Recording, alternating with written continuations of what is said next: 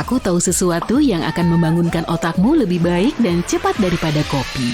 Iya, inilah saatnya mencari kaca pembesarmu.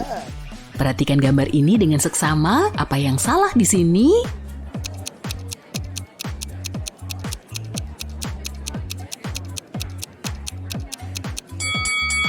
Masing-masing dari keempat orang ini memegang sepotong pizza, tapi hanya 3 potong yang hilang dari kotak pizza. Kamu punya 3 wadah yang semuanya salah diberi label. 1 wadah berisi apel, 1 berisi jeruk, dan wadah ketiga berisi campuran apel dan jeruk. Kamu boleh mengambil sebanyak yang kamu mau dari setiap wadah untuk memperbaiki labelnya. Berapa jumlah minimum buah yang harus kamu ambil dan dari wadah mana untuk membetulkan labelnya?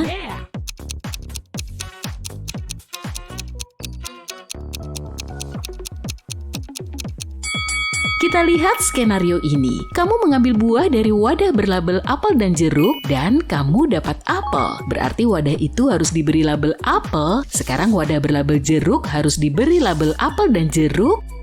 Karena nggak mungkin berisi jeruk dan kita sudah punya wadah apel. Skenario yang sama berlaku kalau kamu dapat jeruk dari wadah berlabel apel dan jeruk. Jadi kamu hanya perlu mengambil 1 buah dari wadah apel dan jeruk untuk membetulkan semua labelnya.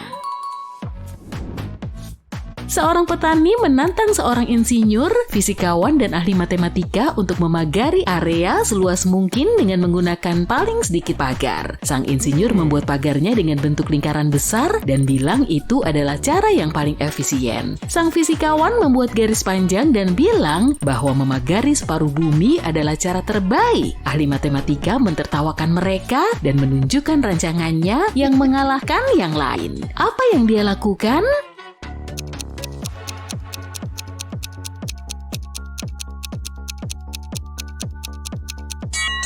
Ahli matematika itu membuat pagar melingkar kecil mengelilingi dirinya sendiri dan bilang dia yang berada di luar. Setiap hari sepulang kerja, Jack tiba di stasiun kereta pukul 17. Istrinya berangkat dari rumah naik mobil untuk menjemputnya tepat pukul 17 dan kemudian pulang. Suatu hari Jack tiba di stasiun 1 jam lebih awal dan berjalan pulang. Dia berjalan sampai istrinya menjemputnya di tengah perjalanan. Mereka tiba di rumah 30 menit lebih awal dari biasanya. Berapa lama dia berjalan kaki?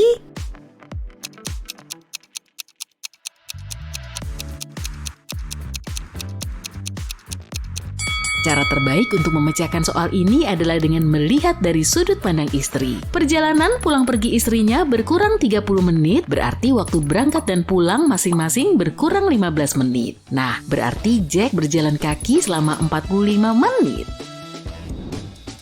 Logan adalah agen khusus yang tengah mengincar penjahat terkenal. Setelah berbulan-bulan melakukan penyelidikan, dia menemukan markas penjahat tersebut. Tapi pintunya terkunci. Tuh, nggak mengejutkan sih. Logan melihat layar di sebelah pintu masuk. Dia menyentuhnya dan layar itu menyala. Pasti itu teka-teki. Logan harus memecahkannya untuk bisa masuk. Tambahkan 1 garis untuk membuatnya benar. 9.50 sama dengan 1010. Logan memecahkan teka-teki itu dengan cepat. Apa jawabannya?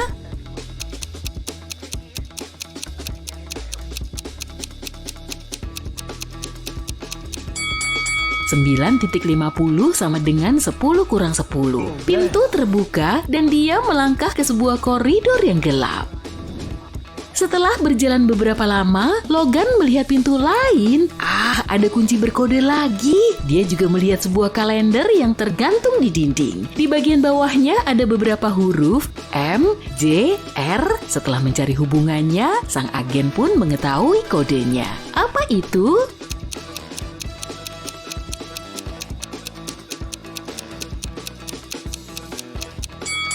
Kodenya 753. Itu huruf-huruf pertama nama hari dalam seminggu, Minggu, Jumat, dan Rabu. Minggu adalah hari ke-7, Jumat hari ke-5, dan Rabu hari ke-3. Lihatlah kedua keluarga ini. Menurutmu, mana yang bukan keluarga sebenarnya?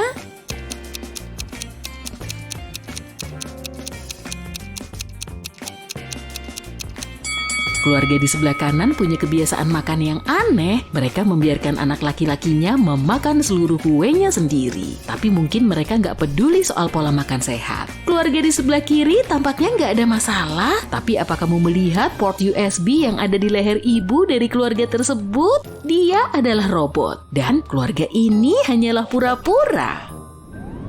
Sekarang lihatlah para tahanan ini, siapa yang lebih mungkin bisa kabur?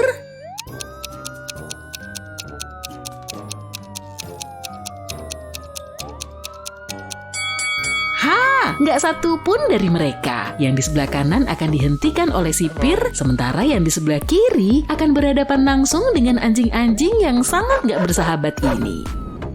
Bagaimana dengan gadis-gadis ini? Siapa yang nggak punya akal sehat?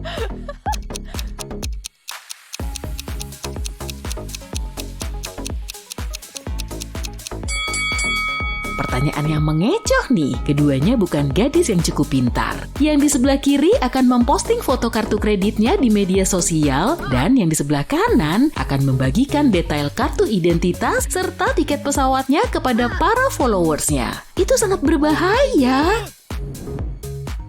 Dompet kepala sekolah hilang di hari pertama masuk sekolah, ada 3 yang dicurigai. Tukang kebun, guru matematika, dan pelatih olahraga. Ini yang mereka katakan. Tukang kebun sedang memotong rumput di halaman depan, guru matematika sedang memeriksa ulangan mendadak yang dia berikan kepada murid-muridnya, dan pelatih sedang bertemu anak-anak yang ingin bergabung dengan tim sepak bola sekolah. Siapa yang mengambil dompet itu?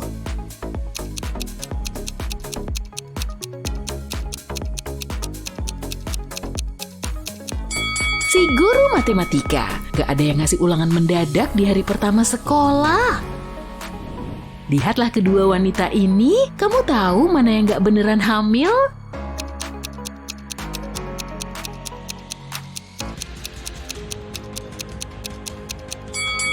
Wanita di sebelah kanan, perutnya berbentuk aneh tuh, dan ada yang bergerak di balik pakaiannya. Seram! Suatu hari, Kaisar bertanya kepada sang jenderal mana yang dia pilih antara keadilan dan sekarung emas. Aku akan memilih emas, jawab sang jenderal tanpa ragu. Sang Kaisar pun terkejut. Aku akan tetap kecewa sekalipun itu jawaban seorang pelayan, kata Kaisar. Tapi mendengarnya dari mulutmu, ini tidak hanya mengecewakan, tapi juga mengejutkan dan menyedihkan. Tapi sang jenderal membenarkan ucapannya kepada Kaisar yang marah dan kecewa itu dengan mudah. Apa yang jenderal katakan?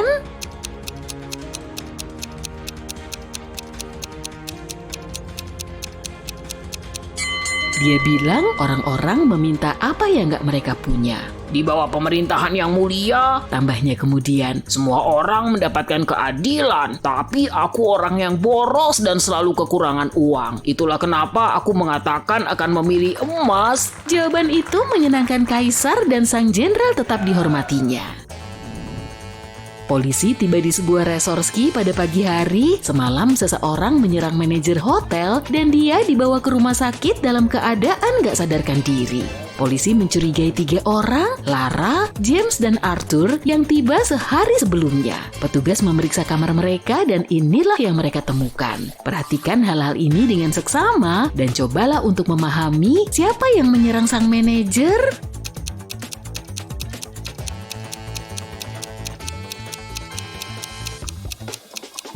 Jawabannya Arthur. Lihat, dia nggak punya pakaian hangat, yang berarti dia ke sana bukan untuk bermain ski. Allison adalah bos besar di sebuah perusahaan internasional. Suatu hari dia sedang buru-buru menghadiri rapat penting dan menyadari dokumen yang dia perlukan belum dicetak. Tapi dia sudah menyuruh setidaknya 3 orang bawahannya. Ian bilang dia baru saja kembali dari supermarket karena mereka kehabisan biji kopi. Robert mengaku sedang sangat sibuk menyusun kontrak baru. Dan Alice bilang dia sedang di dapur menyiapkan makanan ringan dan membuat kopi untuk rapat.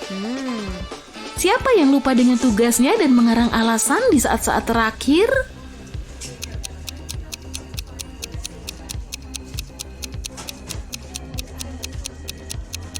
Alice, gak ada kopi di kantor. Terus gimana dia bisa membuat kopi?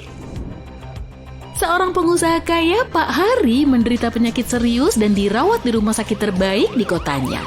dia diberi obat pil yang diciptakan oleh ilmuwan yang bekerja di rumah sakit tersebut, Pak Hari merasa semakin membaik dan bersiap-siap untuk dipulangkan. Tapi pada pagi hari, dia ditemukan dalam kondisi kritis. Polisi mencurigai 4 orang, petugas kebersihan, perawat, asistennya, dan sang ilmuwan. Petugas kebersihan bilang Pak Hari senang kalau kamarnya rapi, jadi dia datang setiap hari untuk membersihkannya. Perawatnya bilang dia memberi suntikan kepada Pak Hari setiap pagi dan mereka bahkan menjadi teman. Sang ilmuwan sangat kesal. Penyakitnya sangat rumit, tapi kami sudah membuat kemajuan pesat. Hari ini malah terjadi begini. Dan sang asisten bilang bosnya meminta dibawakan permen kesukaannya setiap hari dan dia melakukannya.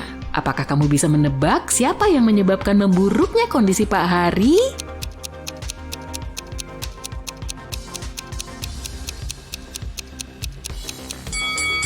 Si perawat. Pak Hari diobati dengan pil khusus. Suntikan apa yang dia maksud?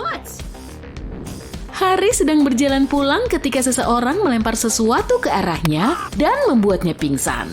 Saat siuman, dia mendapati dirinya berada di ruangan dengan 4 pintu dan sebuah jendela kecil. Haris membuka jendela itu, tapi terlalu kecil untuk dilewatinya. Tiba-tiba dia melihat secari kertas tergeletak di lantai. Kertas itu bertuliskan, hanya 1 pintu yang mengarah keluar. 3 pintu lainnya tidak mengarah kemanapun. Kamu bisa membuka 1 pintu saja dan hanya sekali. Jika tidak berhasil, semuanya akan terkunci selamanya. Haris berpikir sejenak dan membuat pilihan yang tepat. Bagaimana dia tahu pintu mana yang dia butuhkan?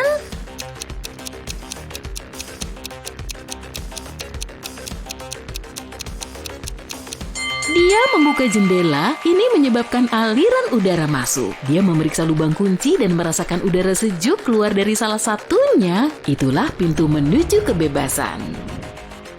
Detektif Surya sedang beristirahat di resort tepi pantai saat terjadi insiden gak menyenangkan di sana. Seseorang mendorong Bu Sari yang sudah lanjut usia ke kolam renang saat gak ada orang lain di sana. Tapi pelakunya itu gak tahu kalau Bu Sari dulunya perenang terbaik di universitasnya dan gak pernah berhenti berlatih.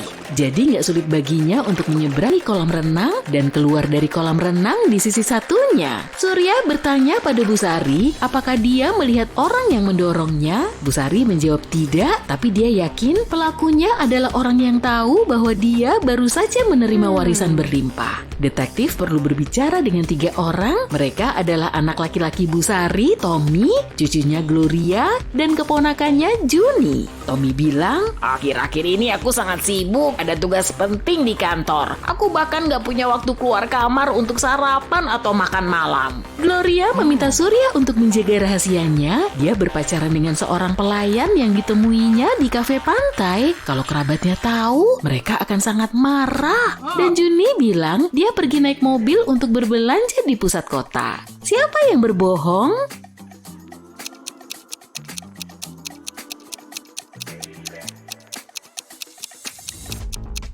Tommy, kulitnya terlihat merah terbakar matahari. Bagaimana mungkin dia nggak meninggalkan kamarnya selama berhari-hari?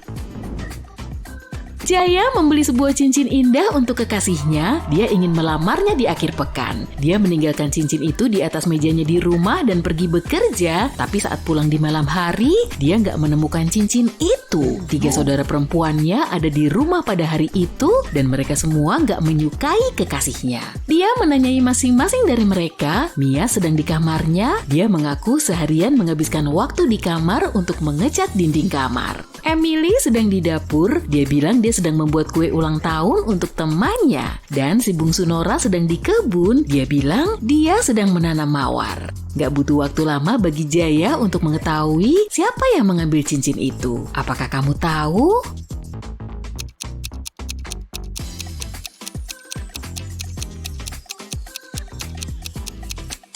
Nora, dia kelihatan terlalu rapi untuk ukuran orang yang seharusnya menghabiskan waktu seharian di kebun. Ditambah lagi, dia nggak membawa peralatan berkebun tuh.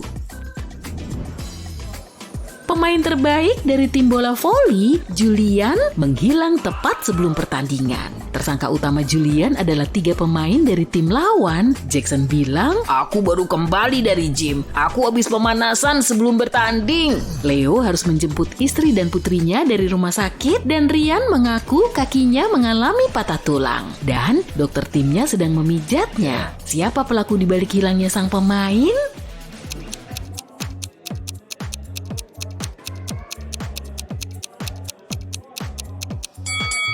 Ryan, kaki yang patah dipijat. Yakin? Bisakah kamu menemukan jawaban dari teka-teki ini?